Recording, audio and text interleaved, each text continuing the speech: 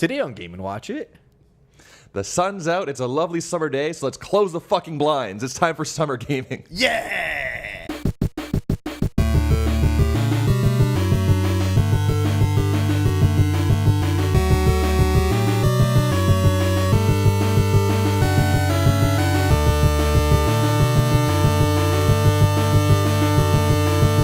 Hello and welcome to another episode of Game and Watch It. Hey. Hi. We got a good heat storm going on, but we're nice and cool in this beautiful air-conditioned condo. Yeah, what the hell is happening out there? Hi, Polly. Hi. How are you? I'm good. How about you? I'm good. Hi, Arzee. How are Hey, you? how are you? I'm good. So we're all the way up in Canada, and yeah, it's like super hot out. Yeah, and thank God it rained over the past couple of days because Did it? was muggy as shit. Oh yeah, it poured. At least up where I am. Oh, really? No. Oh, yeah, we did have that little storm. Yeah. Yeah, that was nice. Let's talk more about weather. It's super entertaining. Yeah. So yeah, it's hot out, and we're playing a lot of video games inside. Yep. And we're going to get into that in the second half of the episode. But first, Arzee, what you playing? A whole bunch of things I've been saving up before. So let's get Nice. started with Steam World Heist, Oh, nice. which is in the Steam World universe. It's kind of like a mix of like an XCOM style fighting, but also with like some Worms style Totally like, bullet Worms, trajectory at the same time. Okay. Which, you know, after playing Detective Pikachu for a while and getting bored of just like, I need something that's a nice, like, soft-tossed Arzee game that's exactly up my wheelhouse. And I just annihilated that game. I had so much fun with it. Nice. Like the other, at least I only played SteamWorld Dig 2 as well, but it's a fairly short game. And I know Rusty just actually got it on, like, hard disk. SteamWorld 2. SteamWorld Dig 2, not Oh, it's got Dig 2. Oh, not Heist. Okay, I'm getting confused. I then. wish they had a collection because I paid $50 for probably like a 6-hour game. Yeah, it's a short game. It would have been nice to have a collection of SteamWorld 1, 2, and the Heist. Yeah, if they were going to go for... Right.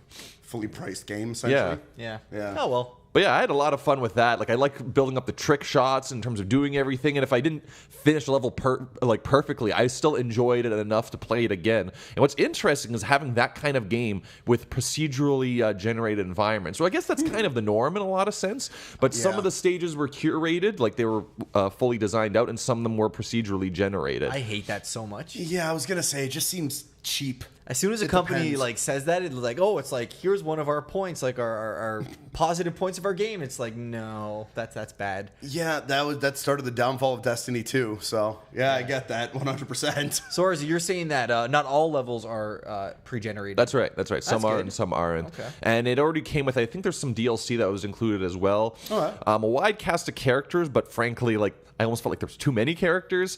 And they're somewhat similar that once you'd, once you'd leveled up your characters a certain thing, you had no real incentive to have the other guys. And there's some that come so late in the game that it's almost like I've already got my team. I like my composition. And there's different classes, like there's sniper characters. There's more like melee or like heavy weapons characters. and Yep.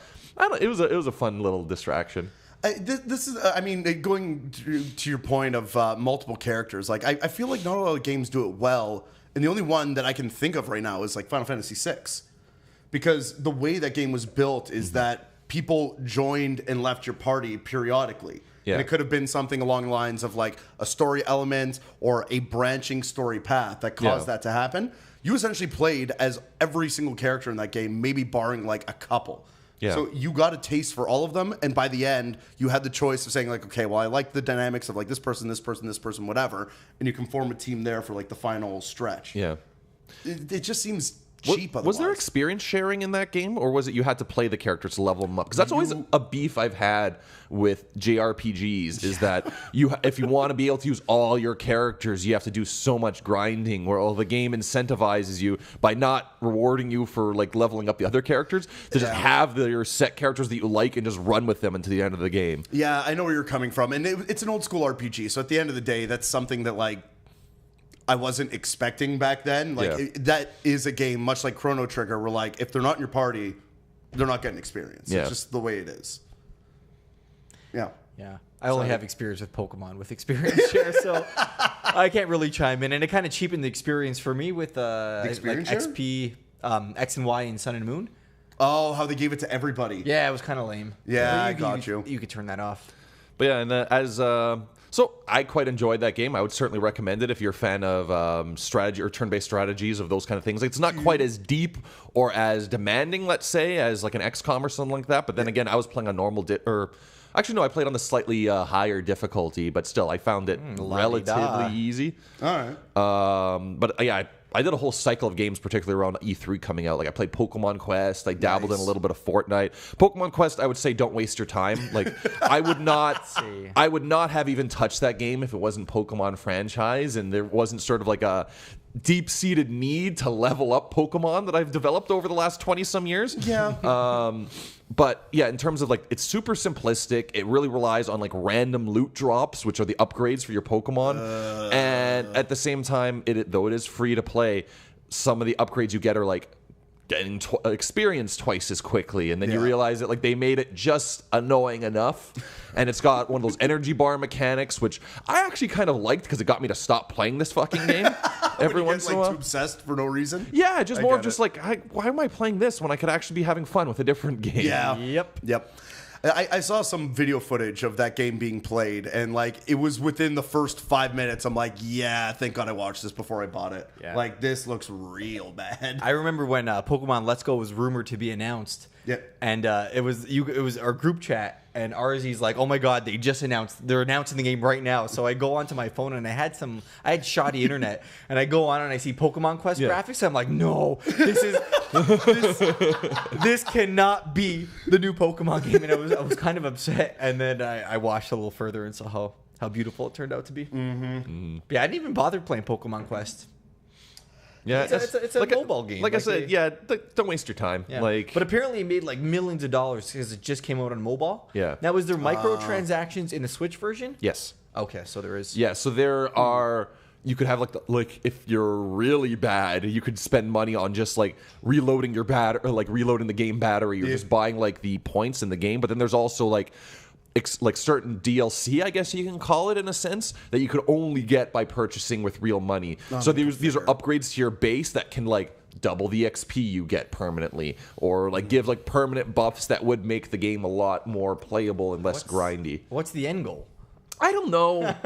And isn't one. at first I was like just really dead set on finishing this game because I've made it as far as like the last at least major map worlds, and I think there's like an end game after that just goes on forever. But just like, it's not worth the time. Like, even with a game that plays itself that you can play on auto and just have on in the background while you're watching TV, even that is just too tedious. Yeah, no, I got you. And like it's kind of feeding back into your point of, you know, how the DLC or how the microtransactions are being used in this game. And like, as much as I hate to say this, but as much as I want to hate Fortnite, I can't. I haven't played it. I'm probably not going to play it. But everything I've been hearing about this game is amazing. Well, why do you want to hate Fortnite? Oh, just because it's fucking Battle Royale and it's an always online game, and me and those games just don't. It's a unique concept that hasn't been. It's like original. Everyone likes it. Oh, but that's what I'm saying. Like, the more I hear about Fortnite, the more I like what they're doing with the game. Like, don't get me wrong, the color palettes and the art and everything on that side is awesome, and I always felt that way. But the way the gameplay is set up, all the microtransactions are all completely aesthetic. Yep. They're doing stuff. Did you guys hear about that that rocket launch they had in game in Fortnite? No, I didn't hear about that. Yeah, so apparently they're doing a bunch of like real-time events that they're not announcing in Fortnite. And one of them was a rocket pretty much got launched into space. They announced it last second. A bunch of people just logged on just to hang out with their friends and watch to see what was going to happen. And they're watching this thing like fly up into the sky. It does its own thing, whatever.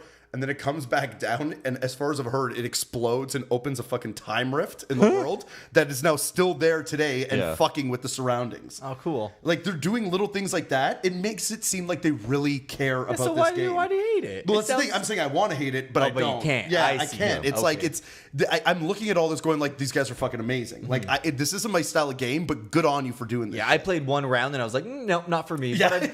But I'm glad that everyone else is enjoying it. Yeah, for sure. I was watching a preview on Smash Brothers today, and I was like, you know what? I was kind of over the last Smash Brothers, and I'm sure I'm gonna get the new game just to get all the collectibles and trophies and that kind of stuff. But I'm just glad that it's coming out so other kids can experience it. You know what I mean? It's just like I feel like I'm like the grandfather of video games now, and just be like, yeah, you go enjoy it yourself. Like I think we just reach a certain age where that competitive streak isn't there anymore, and it's just more like, yeah, I could spend 40 hours a week playing this game and like trying to get into leaderboards or not. Yeah, I can just do other things because I don't feel like it. Like exactly it's just sorry, sort of. yeah, no.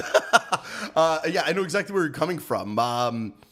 John, one of our friends, Rhoda, he's been trying to convince me to get on WoW for like 3 weeks now, and I have to keep telling him like, dude, I'm done with this. Like, even if I was into MMOs at a certain point in time, which I wasn't. Sure. I'm not gonna play this game now. Like, even Diablo 3 is just like I see it sitting on my freaking desktop, and I want to play it, and then I'm like, why am I doing this to myself? Like, I already have a job. Like I don't need another one. Exactly. So I say no. I say no. I like single player experiences and whatnot, but again, just feeding back into the point, Fortnite is fucking awesome for what they've been doing. I'm really liking it. Yeah, I played a few games and I definitely see the appeal. Like in playing that game, like in a couple of them I got pretty far. And I think like the real fun of the game is just the dicking around aspect. Whereas one, what I absolutely love is that and what I hated about, let's say, Call of Duty is now there's very little incentive to camp in the same way you would before. And there's also still a substantial skill ceiling for the kind of people that know how to, instantly make a box around yourself to make a defense or something like that. And it's a very weird meta that happens at high level play in that game, which I find very interesting, but I know enough to know I'm never going to win a match. I can get pretty far. I can get to like top 10 if I'm being careful or something, but it's very unlikely I'm going to end up winning unless I just get the drop on somebody at a lucky time. The funny thing is, like, it's funny that you bring that up because a lot of the other podcasts that I listen to or people that I see on YouTube all essentially say the same thing. They're like, I'm not expecting to win. It's just the chances of you winning consistently are essentially slim to none. It is what it is. That's the style of game. But that's why I think has that mass appeal where these kids, boys, girls, they're all playing it in school. Yeah. And they're all getting in trouble for it. But it's like this, everybody's playing it. So you kind of like, even if you don't get first place, even if you came in 27th, it's still like, oh, I came in 27th. And there's some huge phenomenon in there that are, I think, subtly positive. Like the idea that when you die, you just jump into the next game. Yeah. You don't have to sit for 30 seconds and vent until you respawn, or like while watching like the timer tick off and going slowly to losing. It's just like, all right, I died. Next game. Next game. Next game. And it keeps the experience a lot more positive. And I can see why it has such a massive appeal. And then even adding on that layer of this is a constantly evolving game and world. It's not just like, oh, we're going to reinvent everything. Guess what? Here's some map packs from a previous version of the game. Like it's they're actually like changing the world a lot in the ways that massive MMOs like World of Warcraft have done in the past. And Thanos. Oh, that was awesome. Yeah, that was pretty cool. I mean, go figure because of how big they are, but like that is still pretty awesome. Yeah. Especially with like Disney teaming up with Fortnite, like that's huge. Yeah, cross promotion, man. Yeah, it is what it is. Cool. Yeah. What else are you playing? Yeah, I was going to play say a little bit that. Yeah, no, this is going on for a while. Played a little bit that. Still haven't finished Detective Pikachu. That game is so slow. It takes so long. I just started playing I Am Setsuna. Nice. Which is like, I'm enjoying it to a degree, but I'm also very annoyed by it to a certain degree. Yep. Because it's so slow. And it just, everything kind of takes a long time. And what I'm really annoyed with is the concept that you have to like wait and look and see if there's a shine everywhere because you could pick up those random recipe items or whatever. Yeah. So it's almost like the game is incentivizing you to take your time. And meanwhile, this I like the music, but it's exceptionally repetitive. Like the loops are really small. Yeah, for sure. And I feel like it's going to end up being a bit of a chore for me to finish this game. It's the reason I never finished it.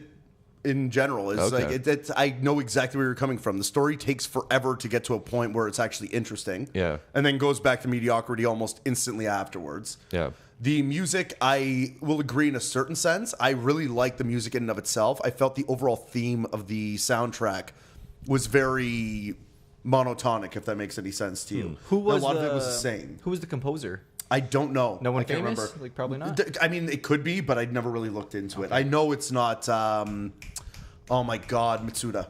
Yeah, The guy who because did I know Chrono you Trigger. know your composer, so Yeah. if you don't know, then it's probably not important. Yeah, I have a feeling it's somebody who has done work for Square Enix in the past, but this was a small studio that they started. Yeah. So it's just I think they're called RPG Factory. Yeah, it's Yes, Tokyo that's right, RPG yeah. or And- Japan RPG Factory, or is it Tokyo? Tokyo RPG? Yeah, RPG And Factory. then they also made Lost Sphere. Yes, which improved on a lot of things, but also completely ruined the battle system in my eyes. So Yeah. I got even less far into that game. It's just I don't know what they're doing. They have so much potential to make an amazing game, and they're squandering it. That's my opinion on it. And that's what's making I was pretty close to pre-ordering Octopath Traveler. Yeah. But then I'm just like, oh wait, there's a lot of things I don't like about JRPGs. I had to wait for the reviews on this one. But I think Octo. Well, it's a different publisher. it's a different developer. Yeah, I think it's the Bravely Default team who's doing it. Yeah, I really hope they've learned from their mistakes in the past, because the one problem with the Bravely Default series is that it's amazing up until a certain point where they just essentially make you grind. Yeah. And then I always give up at that point in the game. But I thought you could turn off random battles and adjust the difficulty in real time. You can, and the beautiful thing about Bravely Second was they implemented this chaining system with the battles. So you had the option after finishing a battle to start another battle immediately, and it would chain and give you a combo with the amount of experience that you got. But if you ever died in these battles, and mind you weren't able to heal in between the battles and whatnot, if you died, you lost everything. Yeah. So it was a high risk, high reward type system. It did help it for sure. It's just, again, there's always a certain point in those games where you hit the grind wall, and you need to go out and battle a bunch of shit before you get, move forward in the game. Yeah. And Sad. yeah, it sucks. To me, again, they had it perfect with Chrono Trigger. That game, you can sit there, battle every enemy in an area, move on to the next one, and it is perfect. You are in the right sweet spot to move on and battle the next areas. Get the next boss, move on, whatever. Yeah, pacing is, I guess, I imagine it's generally a challenge for JRPGs, but at the same time, you can really mathematically calculate the average XP you would have by a certain point. Oh, of course, 100%. But then that adds in, if you're going to have the kind of game where you have to level up your character separately, then that creates a great wide area where somebody that wants to be able to use any characters, alternate between any of their characters, now that they're going to be at a lower XP threshold than if they just played with the same guys. Or it's the same problem you have in Pokemon. Yeah. Is that if you just have one or two or three guys, that's just the only ones you use. Yeah. Unless you run into a really bad typing wall, you could just steamroll everything. It's why they brought in the experience share. I mean, I left that on in both my playthroughs of X. Yeah. It was for a very specific reason. I wanted my team to essentially be around the same level. And I completely understand that at a certain point in time, you're not going to be using every single Pokemon equally. It's not going to work out that way. Well, that's because your box is in your backpack until now. Yeah, it's just I get it, but I'm okay with the way that they fixed that problem in Pokemon. Yeah. I know it seems cheap, and it is what it is, but Pokemon was never supposed to be an incredibly hard game. Yeah. So adding that element in to me just seems fitting. Yeah. You know? Yeah. So 2 more games. Okay, go. next one I'm going to do is Octo Expansion. Oh, of course. For Splatoon. Okay, Yeah, because we only just barely touched on that in last session. That's true. So I finally almost finished that, if you know what I mean. There's I don't. one thing that I didn't do, which... are you guys ready for spoilers? Yeah, Well, hit me, no, whatever. I haven't got there yet, so please don't. Okay. Well... Plug your ears. yeah, plug your little ears. The secret boss. What? The secret boss. Oh, okay. Which is fucking brutal. I can just hear it. I don't really care. Go ahead.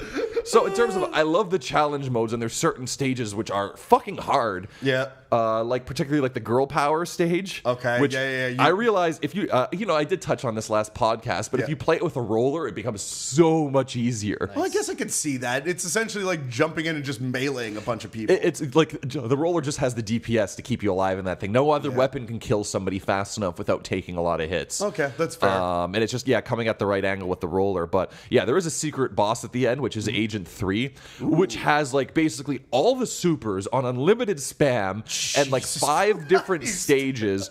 And a lot of the, there's been a lot of memes floating around. It's oh, it's Dark Souls, but cute. It's just Now, is this a boss? Is it a reskin or is this a new original boss? Because I know a lot of the. It's Agent 3, so it's the agent from Splatoon 1, so it's your Inkling. And at some point in time, cool. you describe what they look like, and then that becomes how the boss ends up looking. Oh, sweet. But yeah, it's fucking hard. I never beat it. Like, I got very close. Like, I got to the final, like, there's 5 phases, I think. Jesus. Yes. I got to the 5th phase once or twice, and I was just like, you know what? This is not worth my time, which is a theme I will talk about in the last 2 games because it's like suddenly these games like had a difficulty ceiling that I was not aware was there until it was too late. Yeah.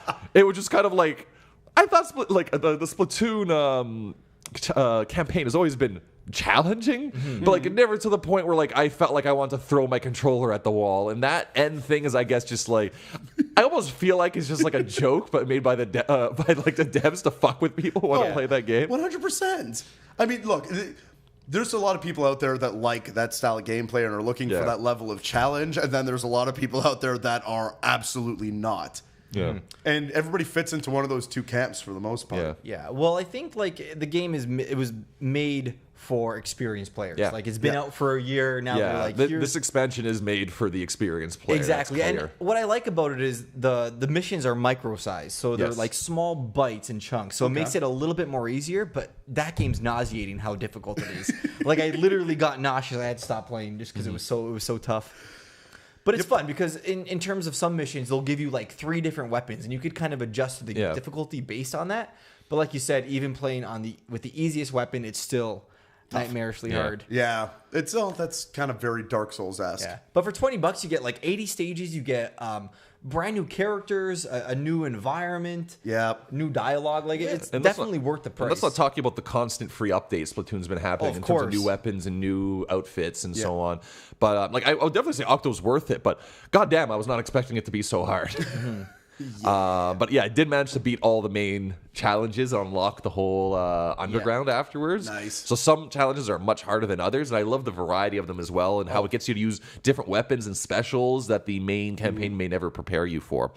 But last, and I will say my favorite of all the games I've been playing is Hollow Knight. Oh, yes. Hollow Knight is just wonderful. Like, I'm just going to say out the bat, like, in terms of the Arzee approval rating, like, it's an A+. Like, it's as close to a perfect game, like, a perfect score as you can get. Not without its faults. Like, I would say, like, I don't think anything made by human hands can be perfect, but it's definitely, in terms of up there, in terms of just the atmosphere and the sound, like, how that game sounds, and it's just, like, beautiful and disgusting, and it's dark, and it's cute, and it's so many things at once. But there's another game where just, like, at a certain point, I'm like, when the hell did this become Super Meat Boy? Yeah. It's like, I didn't sign up for this. Is not... Oh, really? It gets tough. Yes, there is some real tough as nails platforming in that game, particularly like pogoing over spikes while using your down slash and so on. Dude, it's way harder in Hollow Knight than it is in any other game I've ever experienced, because you don't just like hold down and the attack button, it happens.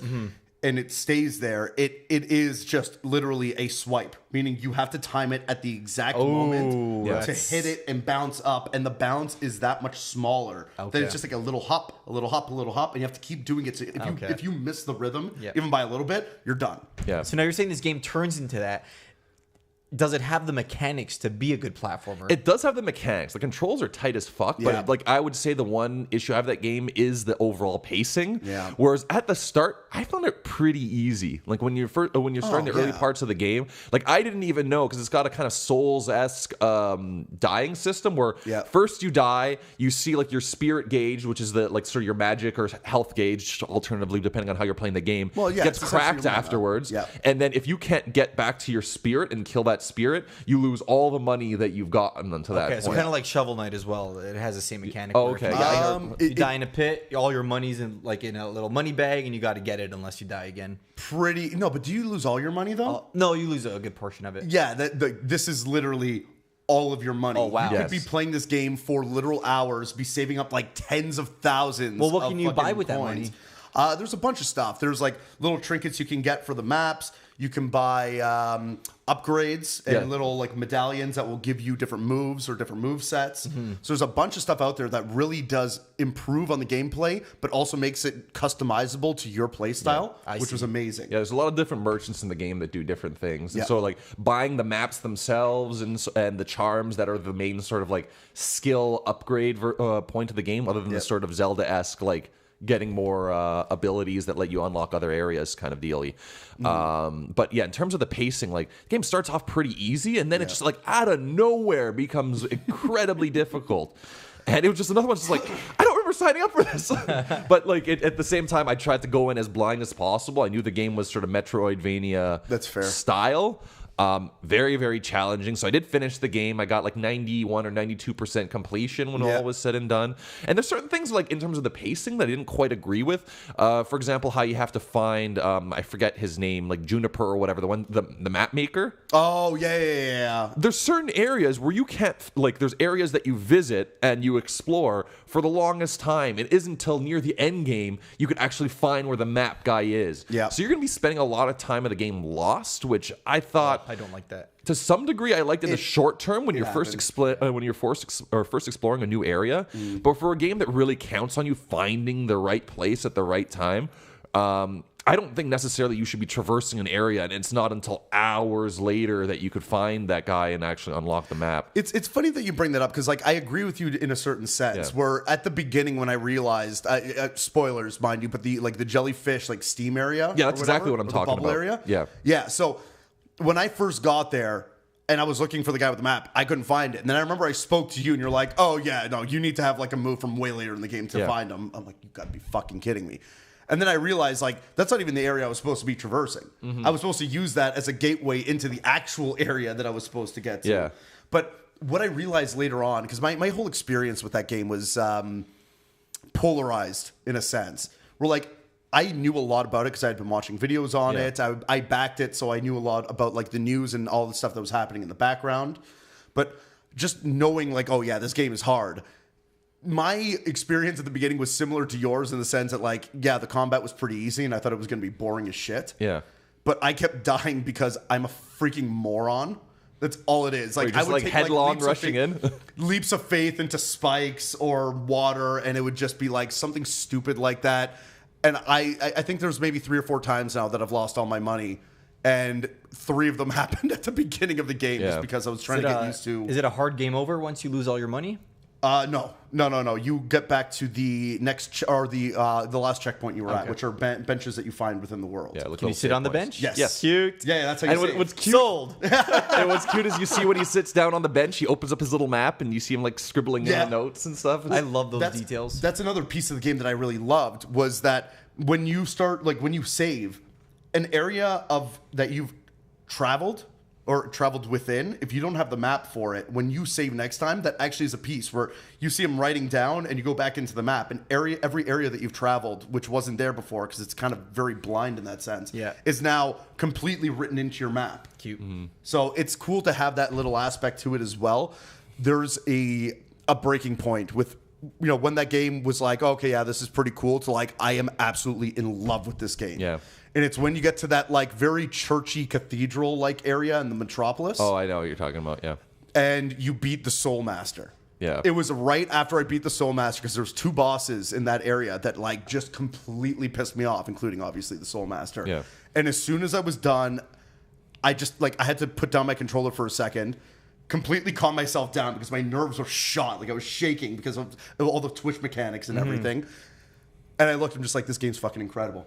Cute. I don't know what the hell I was thinking. Like, yeah, it's the battling is incredibly simplistic, but still works so well with how everything happens. Like I was expecting more combos or battle types or maybe weapons. There's none of that. Yeah. You have your nail. It can be upgraded, but essentially it's the same nail.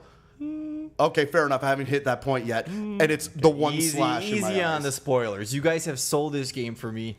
Well, it kind of sold itself based on like everyone's reactions and stuff. But a public service announcement. It is coming as a physical edition. I know. I wish I didn't back it now, which is fucked. I know it's kind of a shame. Yeah. But yeah, I always wait for games to be launched on physical, especially like big games where they sell very well, and you can like they usually like announce, the developers usually say something online where we're looking into it, we want to do it, blah blah blah. Yeah. But yeah, one of those games is Rime. Oh, you played it? A game that I'm playing. Nice. And yeah, I finally got it on physical edition. We got some technical difficulties going on. To our listeners, I was trying to adjust my mic, and it just completely came off the table. Cute. Sorry, guys. Anyways, continue. Yeah, I say we'll take that out in post, but we won't. No, we won't. We won't. That's never gonna happen. See, I'm playing Rime. It was originally an Xbox original, and then Xbox didn't kind of like distance themselves from it. And then PlayStation's like, okay, if you're not going to do it, we'll take it. And it was featured in one of their E3 press conferences. Yeah. And then I guess it must have had some development hell. And then Sony just slowly backed away from the project. So they were kind of left in the dark. And it got pretty bad reviews across the board, just based on its performance issues and stuff. Yeah. But in terms of its performance, the way it controls is it's kind of like Team Ico controls, where it's clumsy and it's kind of supposed to be clumsy. Okay. And maybe I don't know if a lot of people just didn't get that, but it plays pretty well in terms of how he controls. Now the Switch version suffers from really bad frame rate. Yeah, it is not optimized well at all. It is not. And I waited to purchase this game because it got patched and it got patched and it got patched, and they're like, oh, now it's playable on the Switch. And now we're playing it, and there's a lot of frame rate drops. Yeah, it's playable. Keyword is, it is playable. But it is. However, you don't have to have. It's not a precision platformer, so you don't need that strong frame rate. Yeah. To, I don't know. There's a couple times like because we were just playing it a moment ago. Oh, yeah? And there's a couple times I almost walked off a bridge because just like a frame rate jag or whatever. Like it might be the clumsy controls. Yeah, that doesn't help either. See, that's what I'm saying. Like it's the same reason why people didn't like The Last Guardian, and I still haven't played it, but that's it. Yeah, I wanted to bring up this comparison. Fair enough. Sorry, go ahead then. No, go. Oh no, I haven't played it yet. I'm just saying, like from what I've heard. Yeah. A lot of people didn't like The Last Guardian because they would sit there for like 10 to 15 minutes trying to tell this goddamn dog to like come over here so I can climb you. And it just doesn't happen. People are fucking pulling their hair out trying to figure it out. And then they go back and do the exact same thing they've been trying for that 10, 15 minutes and it works. Yeah, that's exactly like this game.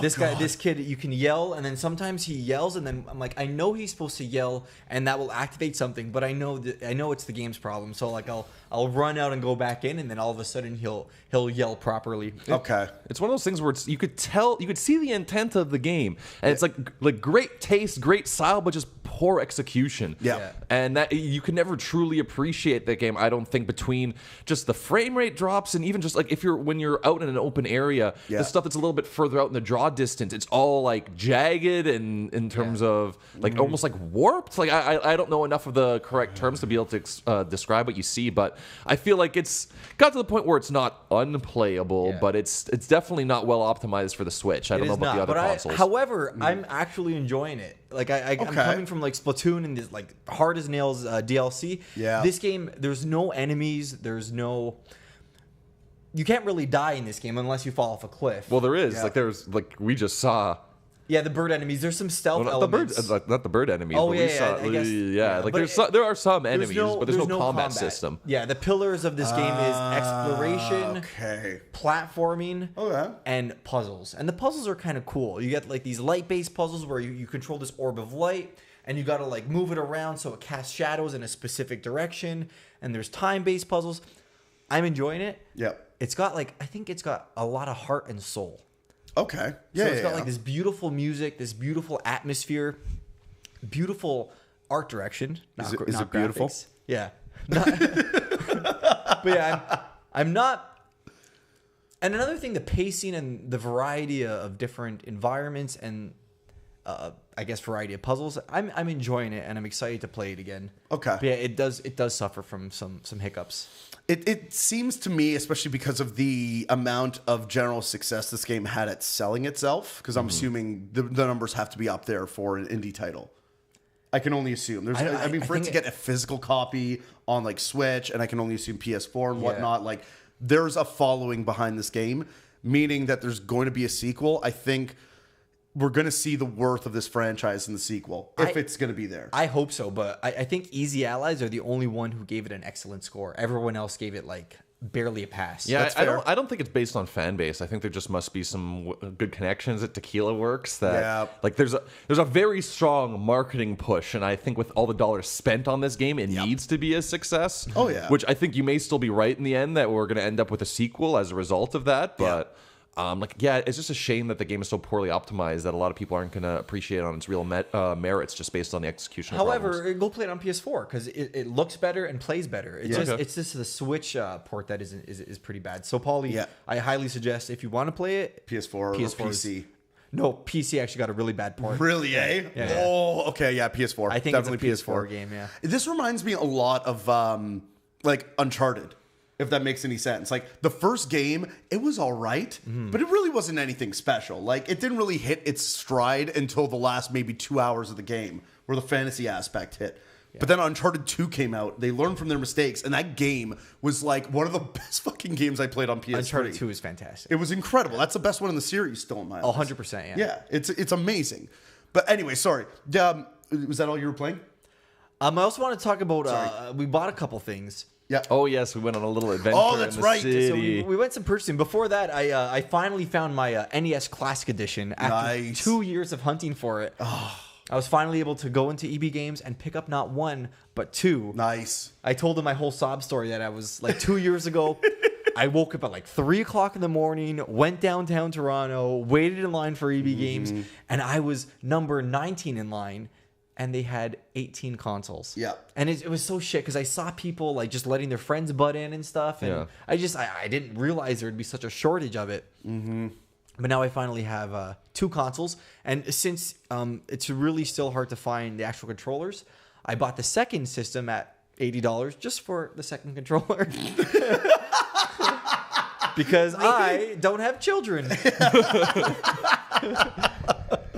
So yeah, I finally have a complete Classic Edition line. I got the Super Famicom, the Family Computer Classic Edition, the American Super Nintendo, and the American NES. Yeah, which is pretty awesome, and I feel pretty good about myself, if you don't mind saying. And Arzee, for those who are watching, we got some pretty awesome action figures on our table. Yeah, I would suggest coming to YouTube if you guys have the chance to see these figures. Yeah, and if you're listening, they're Figma and Nendroid. Nendroids, Nintendroids, Nendroids. So we have the Satoshi and Pikachu. Satoshi and Pikachu. The Nendroid. Yeah. And we have the Figma Metroid Prime 3 Samus. Yes. Which, I don't know. I never bought a Figma before, but I've been having so much fun playing with all the points of articulation and setting up different action poses and so on. Awesome. Yeah. I want one of these so bad. Yeah, we found this pretty awesome store. I think it's called Anime Extreme. Yeah. Yeah. That place is notorious for this stuff. It's in Chinatown? Yeah. Yes. Okay. Awesome. Yeah. This place is the place to go if you want any type of like figures like that in Toronto. If you want, like, they specialize in Gundam. Like, yes, as soon as you walk into the door, it just fucking Gundam. Tons of fucking Gundam. Pardon me? Yeah, oh my god, I didn't even know I liked Gundam until I got into that store. Yeah, you just saw one that you liked the pose, and you're like, yeah, I'll buy it. There's this Gundam, he's like lying down with his legs up, and he's just trying to like chill. I was like, how much is this? And he's like, $300. I'm like, no, thank you. Yeah, no, they get pretty fucking intense. But they had like Megazords and Ultrazords, and oh my god. The big size vinyl, like Godzilla ones, that are like $400. Yeah. You guys should follow them on Instagram. Yeah. I've been following them for like 6 months now. Yeah. They are incredible. A real life sized Keyblade. Oh yeah, for like $300. Mm-hmm. And yeah, just tons of Figma characters and Nendroids and stuff. They got like I like Figma because they're to scale. Yes, and they're really articulate. You can like they're super articulated. Well, yeah, it's like you're looking like to scale or chibi. That's pretty much the two. Yeah, because as far as I know, are they from the same company? I don't know if they're both from Good Smile. No. Yeah, I don't know either. Well, it's just the concept behind both of them is incredibly similar. Yeah, for me, right? I'd always go for a Figma over a statue because I like fidgeting with things. Yeah. The fidgeting is very important to my way of life. And then the Ninendroids aren't as posable, but they're like they come with a bunch of different arms and leg accessories. Oh, and they come with different masks. Yes. And my boyfriend likes to collect masks from around the world and put them up. And whenever I get one of these Nendroids, whatever they're called, Yeah. I would take one of the masks and like nail them up on the wall next to these big masks. It's a super cute detail. I have a Luigi one, hilarious. and now I got Satoshi Ash Ketchum Pikachu one. Nice. Yeah, these are things we spend money on because no kids. No kids. Cute, and I think that's it for me and Arzee. Cool. And now we don't have time for you for what? Yes. Oh Sorry, no! Polly. Oh my god! I heard you haven't really played much, so if you want to Yeah, spend I'll- 30 seconds on it. I'll run through the game quickly because the funny 25 thing seconds. is it's not me playing it directly. I vicariously played Dark Souls through our friend Joe. Oh, cool. So I know some of our fans who came from the Warski channel will know him as Joe Warski. We have it coming up on Hold B that we're going to be playing. Are they married? Yes. No. I'm Mario, and this is Mario. Luigi Mario. Luigi, this is my brother Luigi. Luigi? No, Luigi Mario. Best part of that whole movie. That's hilarious.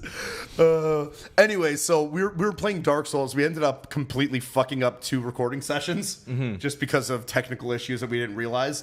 Ended up playing the game for like well over 2 hours. Oh, wow. It is hard as shit, and I know that because Joe's been playing that game forever. And he was still getting his ass handed to him by a few Oh, bosses. so he's at the like a beginning of vet the from game. this. So he's had past experiences with it. Oh, tons. He was showing me a bunch of like little secrets you can do in the game. It's really well thought out. Like every single NPC in the game you can engage with. Every single one. You could either use them and, you know, help them in a certain sense and run the risk of them stabbing you in the back, which will almost inevitably happen. Yeah. Or you can kill them on the spot and get into this like ridiculous boss battle for absolutely no reason outside of getting a pretty powerful weapon or item from them. But it's really it is kind of janky in a sense. Yeah. But it's a really fun game. Like I could tell just by looking at it, like I want to play this game. Yeah, a little bit of jank never hurt nobody. Yeah. I like jank. And the second thing I wanted to talk about has nothing to do with video games, but it's nerdy as shit, so I figured you guys might actually enjoy this. Tuning out. Yeah. There was this kind of escape room-esque style thing that I went to yesterday where they put you in a pioneer-esque style town. It's from a little theme park thing that we have here in Toronto that shows you like... Good old Black Creek Pioneer Village. Black Bleak. Black Bleak. Anyways, this place is normally meant for kids to learn about like the pioneer age and like go to like a blacksmith and like, you know, the tin person and like churn butter and shit. We've all been there in elementary school. It's one of Exactly. the trips that we've all been to as children. Yeah, so but what they did was they turned this into a very RP heavy escape room type scavenger hunt type thing with puzzles and whatnot. And they put you in a world where witches run this town, good witches, mind you, and they're under attack by a group of cultists who are wearing masks. So the cultists have cursed everybody in the town outside of the witches. You, as one of 3 or 4 groups, has to go out and help 2 or 3 of the villagers, do whatever you have to do, figure out the puzzles, get the key to open up a chest that will essentially bring you to the end game. And if you do it early enough, they send you out to go capture the cultists who are still walking around the village. So the one interaction I want to talk about was I was going with a very goofy group of people. And it was perfect because the cultists that we were going after wanted to be a bit sassy and started like mocking us by dancing. Bitch. Exactly. But it was funny. And then 2 of my friends jumped in and started dancing with her. So I'm like, okay, well, fuck this. Let's do it. Turned it into a huge dance party, captured her, danced with her the entire way back to the main barn. Yeah. And like to the point where like I was fucking beatboxing and shit. We were all just like going to like a rave beat. Cute. It was incredible. This the RP style of this was amazing. If you guys get a chance, even in your city, if you hear about anything that's like an outdoor escape room, go for it. It was awesome. Well, that had nothing to do with video games. Yep. So we're gonna take a break now, and when we And talk about retooling our show and what things we will not allow in the future. and when we get back, we're gonna talk about some summer games from the past and present. See you soon. Bye.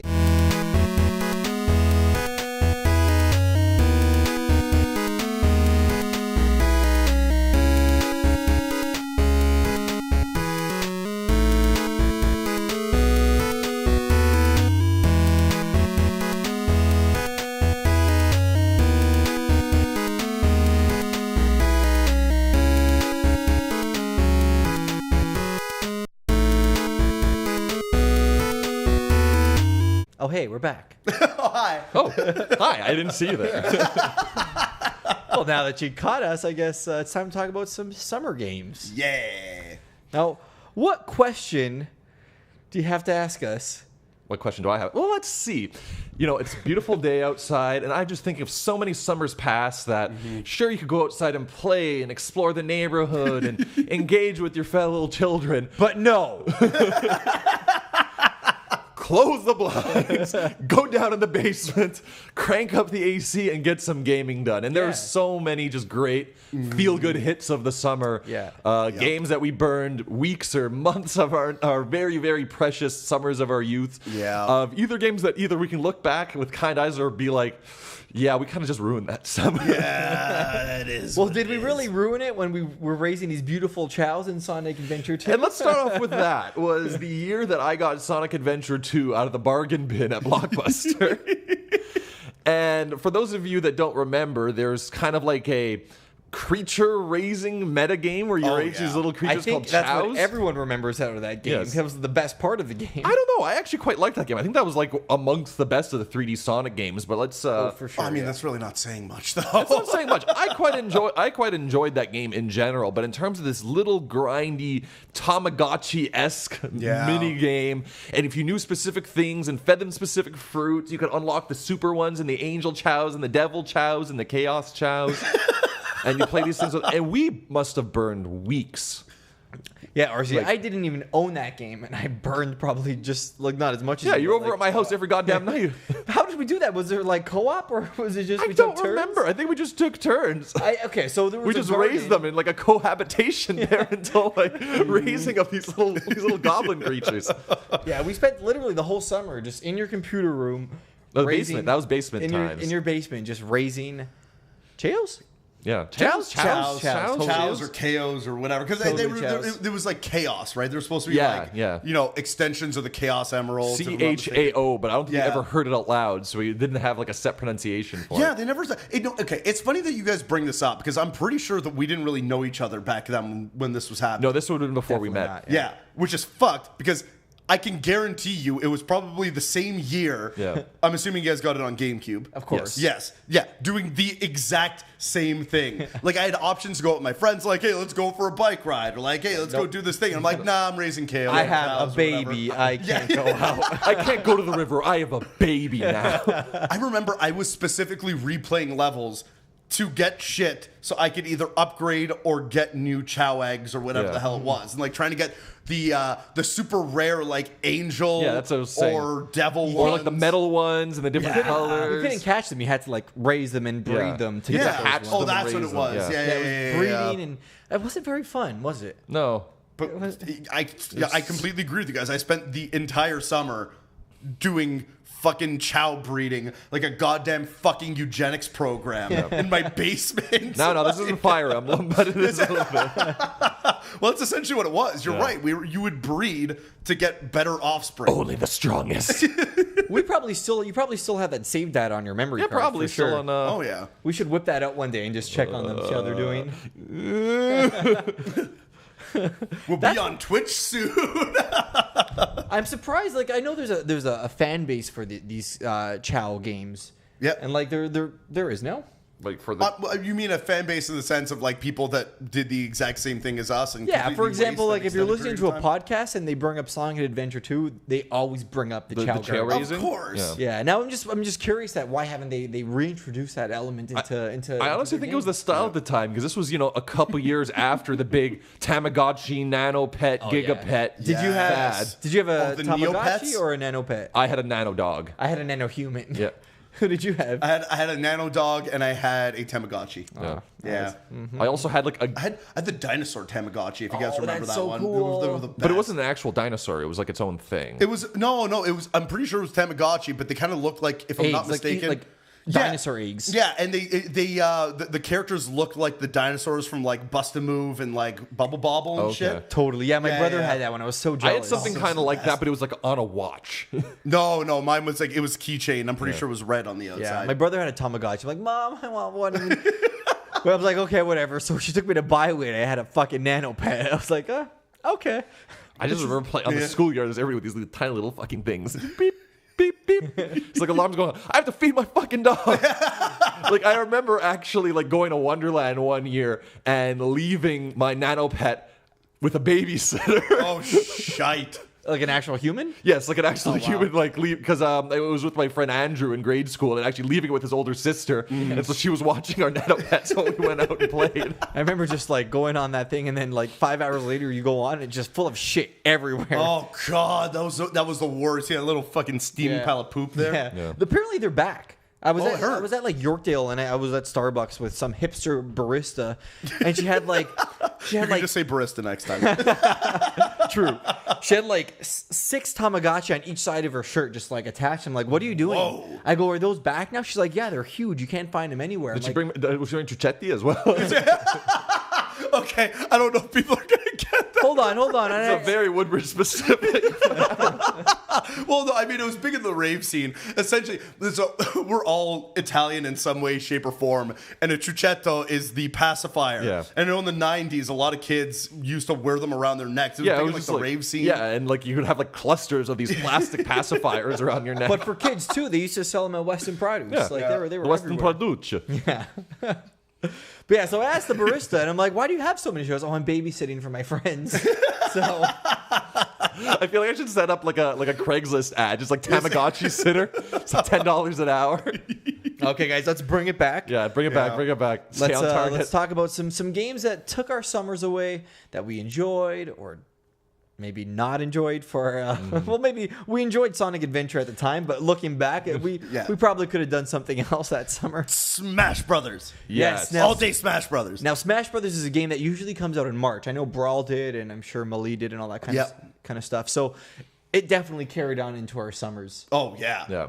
yeah. I remember very blatantly 2 instances where with my next door neighbors, we were very very close when we were kids, and we spent an The entire Leons? summer. Yeah. So we spent an entire summer playing Smash Brothers every single day. I would wake up, brush my teeth, eat breakfast, walk next door, knock on the what? Which version were you guys playing? Was Oh, this Melee? 64. No. This is like OG Smash course, Brothers. yeah. Knock on the door, go inside, just like very blatantly be like, oh, hi, Leia, like their mom. Run inside, run upstairs. They're already playing. Jump in, grab the controller, jump in. Yeah, so good. Yeah. Oh, God, I love that. And then the second instance was me and Arzee, or Arzee and I, whatever.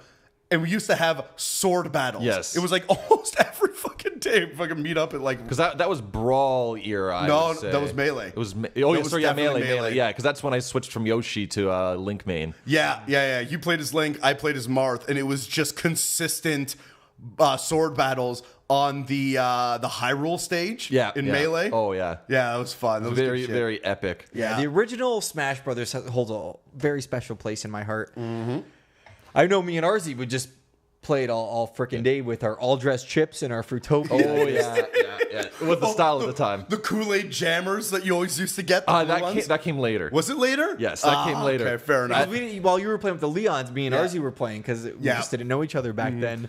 But yeah, because I remember when that game first came out in March, and I remember renting it because I didn't have the money to buy it. Yep. Getting up like 2 hours before school just so I could get some gaming in before like the school day would start and afterwards, and then actually getting the game for my birthday a couple months later, and just like playing that game religiously with the kind of like fervent devotion that like I would say it's up there with the training schedules of like pro gamers now, because it was, if I wasn't doing homework, I was playing that game. Like I was doing like 3v1 against level 9s, mostly against Kirby's. That way I could be even better at massacring Rusty on a regular basis. Yeah, Arzee and I would constantly play as Arzee would play as Pikachu, and I would play as Kirby, and we were like ninjas on that screen. Well, I was Pikachu first, but then I switched to Yoshi as time went on. That is correct.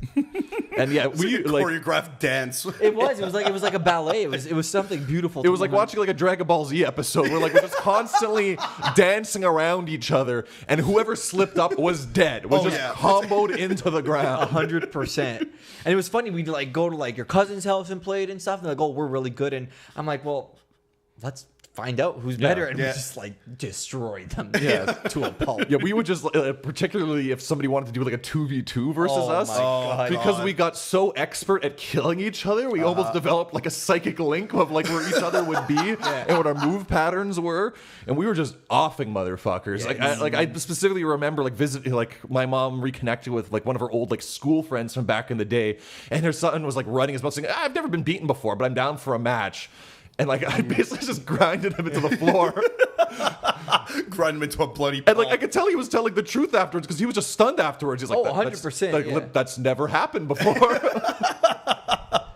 It's always weird when someone challenges you to a game that you know you're good at, but like they could have spent like just amount as much time as I spent playing the game. Kind of like how I kicked Poli in Poli's ass in Mario Kart 8. Yeah. When you actually challenged me, I'm like, maybe he is good. And then, but I think it was also the course too, though. Yeah. I'm not very good at that course. Who's your daddy?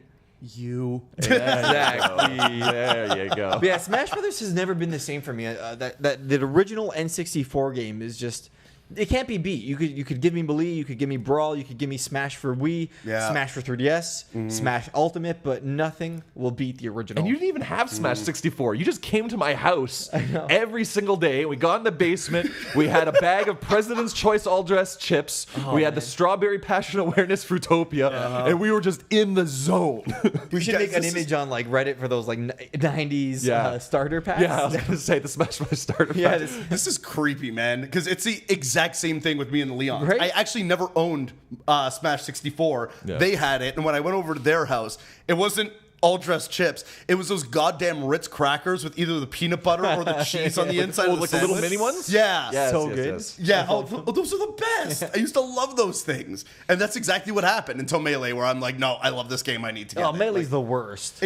I'm just talking in progression. Like I love Smash. The new one came out for GameCube. I'm like, I need this now. The hype levels for Melee were through the freaking charts. Yeah. And that was back when you had to like go onto our dial-up to watch like the crappy little like 1 second trailer, and it would take like half an hour. No, to, like, download they that released like that full FMV of Melee. Well, that was the intro. Yeah, but like I mean, like all the individual character profiles and stuff, and just like being freaked out. There's gonna be a Bowser character, but unlike seemingly the entire Smash Brothers fandom, me and Rusty absolutely hated Melee. Disgusted by it. Well, it's what happened with the power gamers afterwards. Yeah. It was the whole wave dash. Well, we weren't even aware of that. Like that whole thing just passed entirely over our heads. Weird. I only discovered wave dashing in like the Brawl era when I actually started like researching and realized, oh shit, there is actually a tournament scene for Smash Brothers. Oh yeah. But like in terms of for me, I was a Yoshi main, and they changed Yoshi so much. Like the forward air was so key to everything I did because it had that down smash, and it was such a murderer if you were off the edge in a certain zone.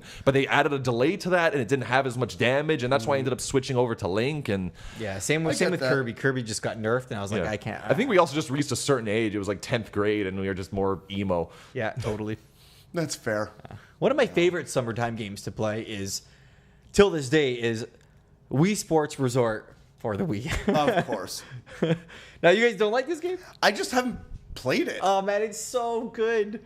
And it's like funny because you're playing inside, but you're playing a game that takes place on a beach, and you're playing games that you would play in summertime, like frisbee, and you go kayaking and stuff. And my favorite plane was the plane game. My favorite game was the airplane game. Well, I remember that's one of two things that you showed me when like you were still living at your parents' house. Yeah. And you invited me over. I'm like, okay, whatever. And I saw you playing it. It was the plane game, and it was the sword battle. Oh yeah, the sword battles were freaking sweet too. Yeah, it was fun. Yeah, what a great game. And it's nice that now that I gave that to my nieces, and they're enjoying it a lot too, so I get to go over and kick their ass in like the sword battle and stuff. So what, you think this is a game? You think I'm gonna let you win because you're a child? Actually, my niece does beat me in the basketball challenges. I don't know how, I just can't do it. damn. But yeah, like just that game has that summertime vibe, and the music's fun, and it's just you're moving around, Yeah. working on that beach body. It's just, Yeah. it's just it's one of my favorite Wii games. It's the best utilization of the motion controls and Yeah. stuff. It's fantastic. Well, that was the first game that came with the Wiimote Plus, right? yes, Yeah. it came with it. Yeah, and Yeah. it had a little instructional video on how Yeah. to do it and stuff. So you have your Yeah. attachment. Your Wiimote's now 6 feet long now. Mm-hmm. You have to put and then you have to put the dildo cover over it and tie it through the string. yeah, the condom. Yeah, the good old squishy condom. Yeah. And that game's really cool because it starts off, you're in a beating plane. the fuck out of each other with their Wiimotes. Waving around like nunchucks. And what's cool about that game is when you jump out, the game starts off and you jump out of a plane. Yeah. And your Mii is in like just suspended in midair, and all of a sudden the Wiimote, like a transparent Wiimote, comes over the player. Okay. And when you move it, it's like 1-to-1, and it was like, whoa, this is like so cool. Whatever I do out here, it does like identically. Yeah, what on the the Yeah, so screen. it started doing all the stuff that the Wii purported that it was doing when it was initially launched. Yeah, it's very true. Yeah, it finally lived up to its promise. Maybe a little bit late, but Yeah. it still did it, and it did it extremely well. Yeah, you know what? One of my biggest regrets is not playing that game because I've heard so many good things from you, from other people online. Like, It's becoming a little cult classic. it now. is. I want to play it, but I feel like its time is done now. You know what I mean? Like I That's feel like not it's not a true. game. Considering everything I want to play, it's still pretty far down on my Yeah. list. But I it's such an easy game just to like sit down and just play with a friend or something. yeah. Yeah. No, I got you.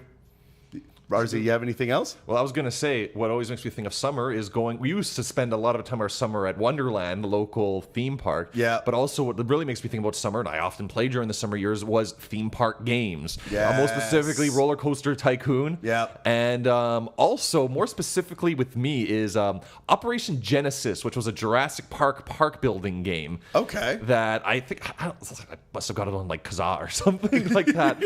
But just, I in the day. very remember specifically like being in my computer room and like looking out the window and seeing the sun close the shutters, which were green, so it would make these weird pink shadows because of the way that light would filter through. Yeah. Just be like, I need to research this next dinosaur. And just like, now make the dinosaurs kiss. Just like, put them together and make them fight. Yes, my bad. You must be excited for the new Jurassic Park game. I am.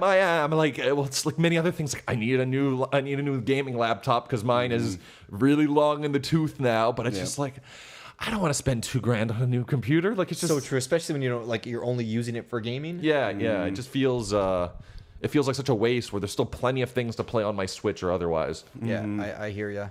My last one for this segment is actually a little surprising. I can only assume because it's not a game that I talk about a lot, but it was my life back when I was a kid. Mario Paint. Oh my god. That was the summer game. I got that console in July for my birthday, and my dad bought me Mario World and Mario Paint. Yeah. And there was no way in shit I was playing Mario World over Mario Paint. Like, that's just, I loved that game so goddamn. I would sit there and create like little scenes where like Oh, man. Yoshis would rule the world because I just loved Yoshi so goddamn much. It had an animation builder in Yes. it. It was so cool. Yeah, it was awesome. I remember the day, because I had no idea it was even there for a little while, the day I found the Fly Swatter game Oh, yeah. in there, took over my life for a few months. Yeah, It's all I played. That music, all the music in that game, Yeah. it's so jazzy. And of course, the music builder is still being used today. Yeah, that was bar none my favorite part of that game, was sitting there. And mind you, I was a kid, so I was trying to like recreate like Star Wars songs Oh, and good luck. Mario songs and stuff. Yeah. But it was just like that bam bam bam bam bam bam. Oh wow, I could never get to that level. Yeah, No? we never really clued in. We just made gibberish and just be like, how come our songs aren't as good as the defaults? I would like download the default ones and Yeah. just like rearrange them slightly. So just you would like switch them all. Like you would get one of the default songs and change it so it was all babies. yeah. I remember playing that game in your parents' basement in that tent fort that you had set up down there. Forts and video games were the best. Oh shit! Now- Yeah, I completely forgot about that one. Yeah, unfortunately, I can't talk about Mario Paint because I got it for Christmas. So my nostalgia for fair. that game is strictly during the holidays and winter. So it was never a summer game for me. That was my life, man. goddamn Mario Paint. Yeah, I used but- to love the shit out of You that know game. what was my summer game? What? Super Mario Sunshine. Nice. Yeah, of because I'm pretty course. sure the GameCube launched in November, obviously, Yep. and it launched with Luigi's Mansion. Yeah. And then it wasn't until like March, April where we got Super Mario Sunshine. Mm-hmm.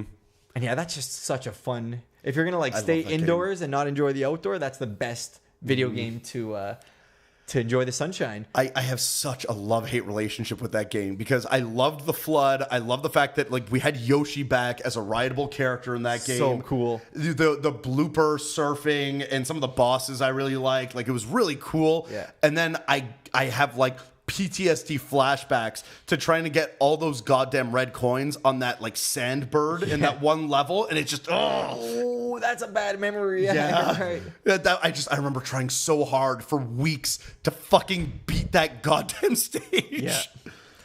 Yeah, just the feels of that game. Whenever I think of that game, I just remember being like on my cottage, and when I wasn't inside and I was outside, Yeah. I just wish that like I could have this futuristic hologram displayed over the lake in front of my cottage, so I could just play it outside. You know what I mean? Yeah. And it's so hard to play video games outside with, 100%. with that damn sun. Yeah.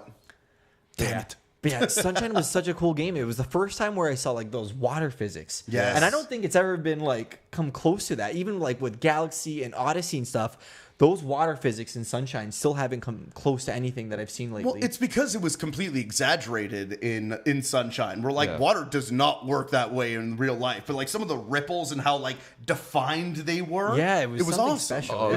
it's such a great feeling when you had like the rocket pack and just like Yeah. jet skiing over the water. Like I would just like drive around, like tool around like that. Yeah. Yeah, that was fun. Yeah, good times. Mm-hmm.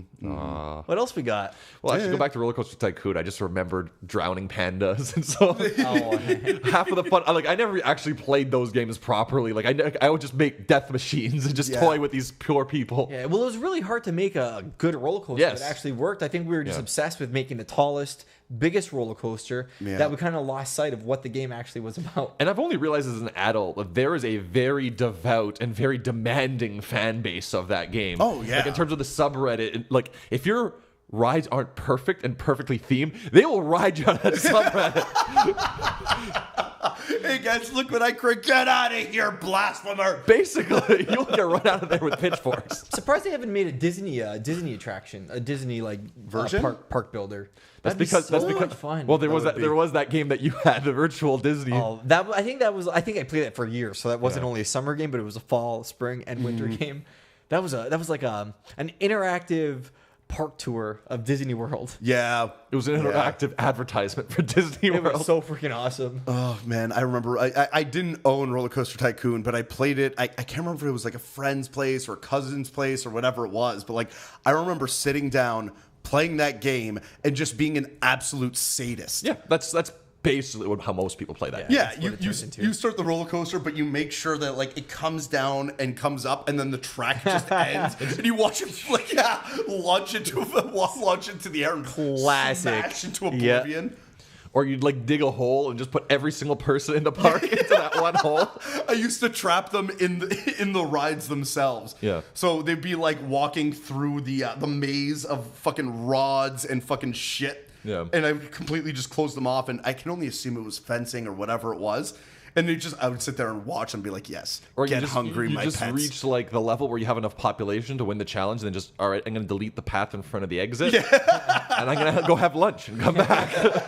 You sick bastard. I think the ultimate summertime game that actually makes you go outside is Pokemon Go. Yeah. It's the only game you could play in the summertime and actually go out, exercise, and freaking catch Pokemon. It's the perfect summertime game to enjoy with friends. Unless you It go to is. that pier downtown, like near the ferry launch, Jesus where people would just Christ. congregate and sit there because there was like 3 or 4 different nearby lure spots. Yeah. And people would just sit there and got to the point where like they had to change the spots as the city was complaining. Yeah. Oh, they were complaining because people would go there, they just launch drop their shit up. trash. Yeah. It ended up creating a small fucking knoll of trash. It was just like this fucking People are hub. fucking assholes. Like, It is what leaving it garbage is. everywhere. Yeah, people don't give a shit. It is what it is. But I agree with you with Pokemon Go. Like, Yeah. I love that game now again. And during the winter, it never happens. No, you can never do it. Yeah. It's just so nice. Yeah. Speaking of which, you guys want to get out of the indoors and go play some Pokemon Go? Yeah. I guess. I think so. Cool. All right. Gotta catch that Mew. Yeah. I want it so bad. Okay. But while cool. we're all playing, Polly, where can they find us? You guys can find us on YouTube, of course, if you want to watch us on video. Hey. Hello. If you guys are ever on the go, ever want to listen to us just audio-wise, we're on SoundCloud, iTunes, Google Play, Stitcher, TuneIn, and Podbay. Yep. And I'm not going to mention any of the Facebook, Instagram crap, even though I just did, but Maybe whatever. we'll post a picture. Post a picture on the stuff and things. But I maybe. don't think we know our passwords, so we can't get into it. I'm pretty sure I remember what it is. Okay, good. Yeah. And whatever. See.